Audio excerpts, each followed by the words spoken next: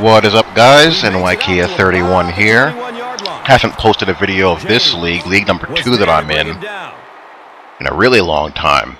Been giving this league the red-headed stepchild treatment. Primetime Sim League Year 2. This is game 11, I believe, taking the Cardinals up against the first place Rams. Rams and the Niners are on top of the division, and I'm a game behind both. I'm always in these tight division races in these leagues. Even last season in OSFS with my Jets, when I went 11-5, I didn't put the division to bed until the last 2 weeks of the season. And of course this season I'm in a dogfight thanks to my little collapse. But anyway, the Jets are, my firstborn, and these Cardinals here are my red-headed stepchild. So I do something a little bit different this game. I show you guys a little bit more of what I'm doing pre-snap on offense in my little bootleg run and shoot offense, which is really basically a one-back offense, since I don't really have the ability to create a custom playbook that can be used in online franchises. So you'll see a little bit of the method to my madness. And one of these days I'm going to do a complete walkthrough as to what's going on. But probably not until Madden 13. But let's get to Madden 13. We have a physics engine.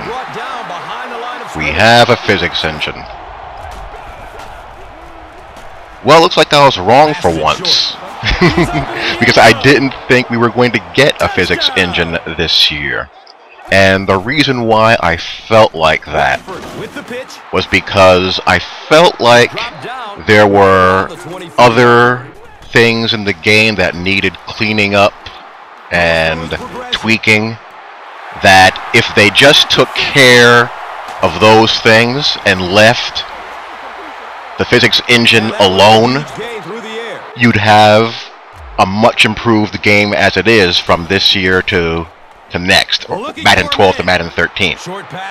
Things like how the AI reacts to draw plays, fixing the imbalance between power move pass rushers and finesse move pass rushers,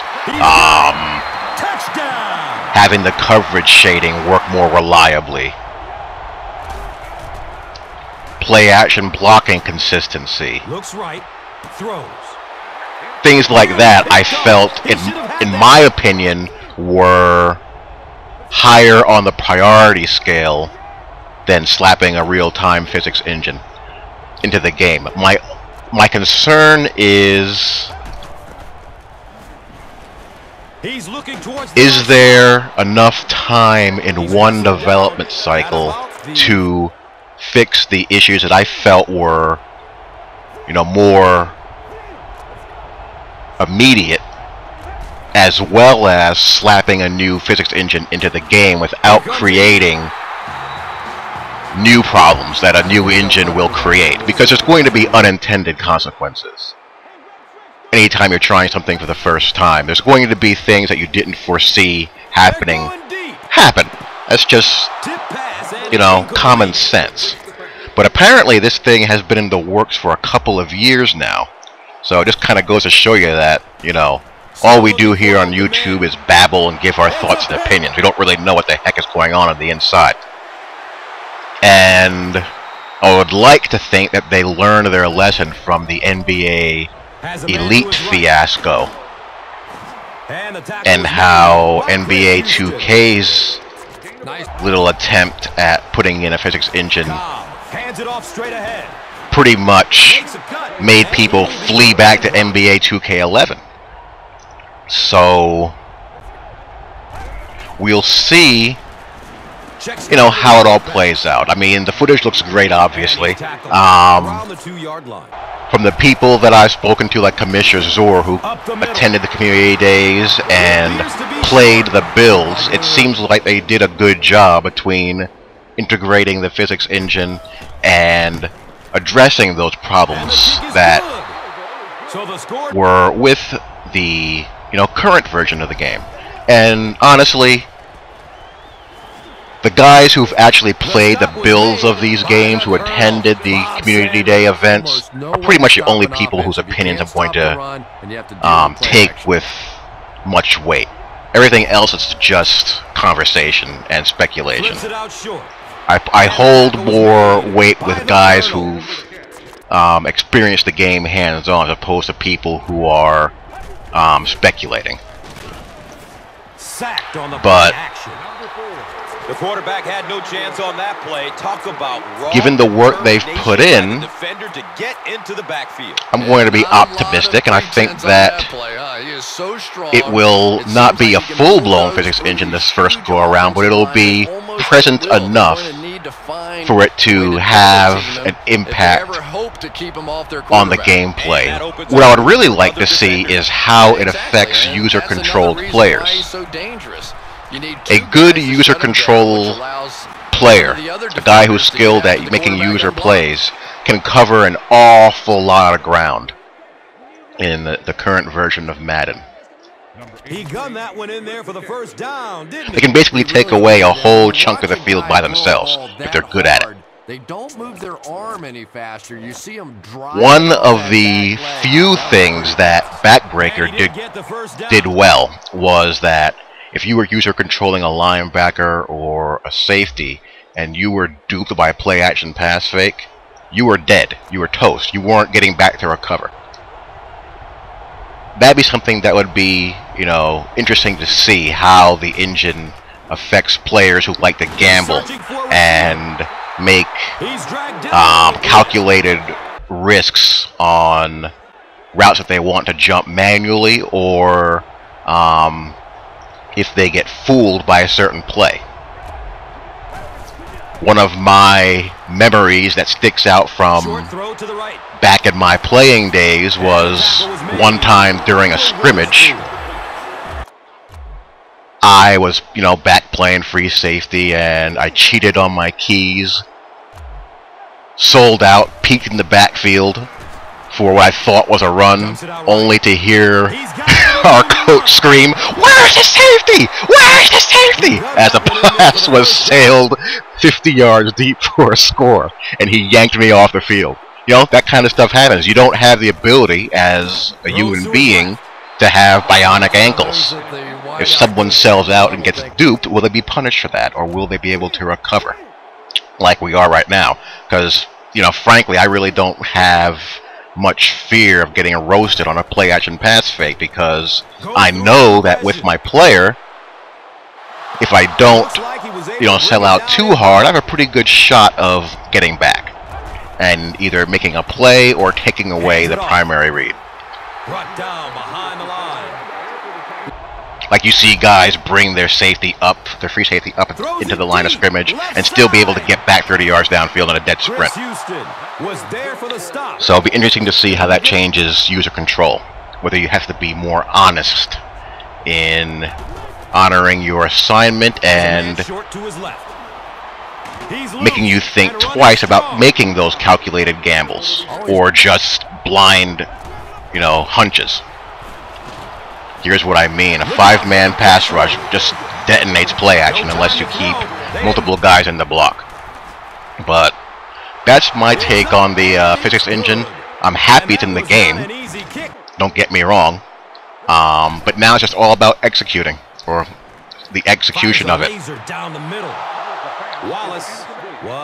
And hopefully, as we get more impressions from the Community Day people and see more of it and experience it for ourselves in a demo form, we'll get more of a feel for that. But, you know, all in all, certainly a very positive development. And this game is going back and forth, back and forth, back and forth. I love this guy, Darryl Washington. He's one of the hidden, unknown, or underknown gems in this game. He's quick, he can tackle, got decent hit power, and he's a very good zone coverage linebacker. And here I'm up against it. Just barely get this sucker off. Kevin Cobb. And of course you have the predictable haters.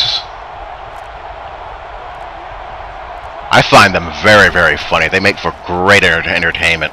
Looking, fires it to the left. You have guys who, you know, have preached that NBA 2K12 is the greatest basketball game of all time, and now they're saying, well, 2K tried to integrate physics. Look how that worked out. You know, some people will just go to any length they want to go to be miserable when it comes to EA football games.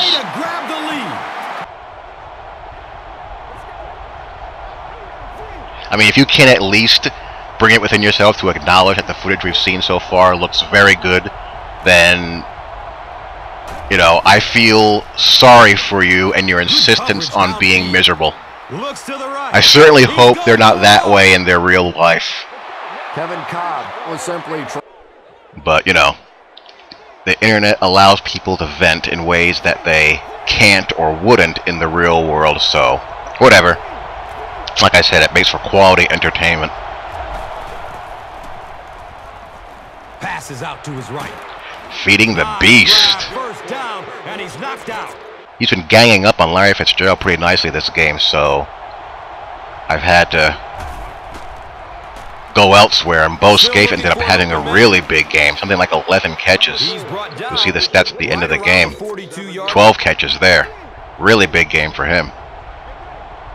But any smart guy will want to key on the great Larry Fitzgerald. I haven't played with the Detroit Lions this year at all, Steps and throws to the left side. so I haven't experienced Calvin Johnson firsthand. So for me, Larry Fitzgerald is the best wide receiver I've used in this game, and it's not even close. He is just excellent. Fitzgerald is the best one I've used by a mile, followed by Reggie Wayne, and then Roddy White. I don't play with a lot of teams, mind you, but those are my top 3 receivers that I've used this year in this game. He's dragged down on the play. Boom.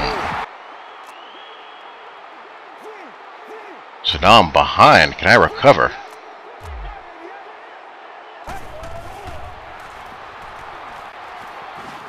Passes out to the left. I get the user pick.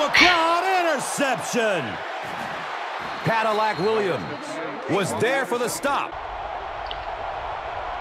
And now we're back on O, trying to cash it in. I had the Niners coming up this week. That's a very big game. And Kevin Cobb's got some wheels. He's just fast enough to almost get that first down. Couldn't quite get it, but at least I get a field goal try.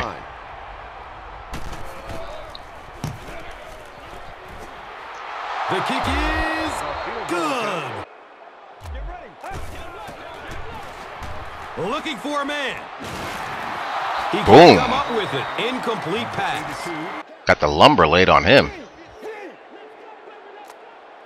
So that's pretty much my take on the big reveal. Good coverage downfield. NCAA football tends to be a year behind Madden when Madden gets, you know, goodies or new goodies. He's going deep. And what in the world is Kerry Rhodes doing here? My goodness. Kerry Rhodes just flat out lost his mind. But, you know, NCAA football, when Madden gets something new, NCAA usually doesn't get it until the next year. That's pretty much been the historical trend. So, while it's a bummer that they won't be getting it this year, NCAA 13 rather, even though it won't have it, the improvements they made to that game look very good as well. So, and the tackle was made. Should be a fun year. Should be a fun year of football. Looking forward to it. Anyway, I will let you guys see how this game ends as we feed the beast there again. Let you guys enjoy the sights and sounds of the game, and I'll talk to y'all later. Enjoy. Peace. Dumps it out right. Defense pushes him out of bounds.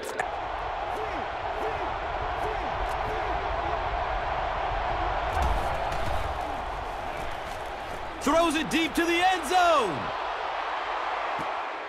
He's got it. Touchdown. They take a late lead. He's going to his right. Throws. Has it on the sideline, but was he in?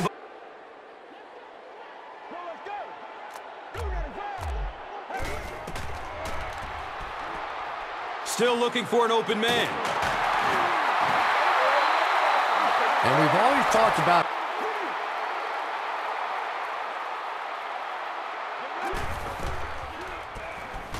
He's searching for a receiver.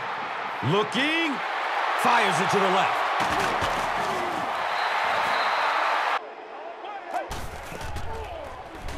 Searching for an open man.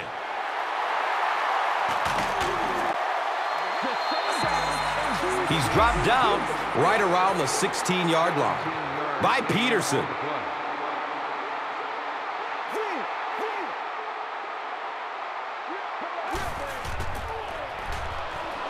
Goes through his progression. Short pass to his left. Gibson.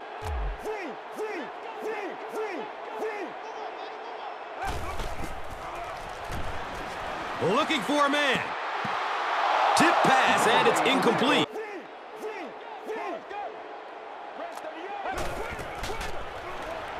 Good coverage downfield. In heavy traffic. And he gets sacked on 4th down. And he'll just kneel it here.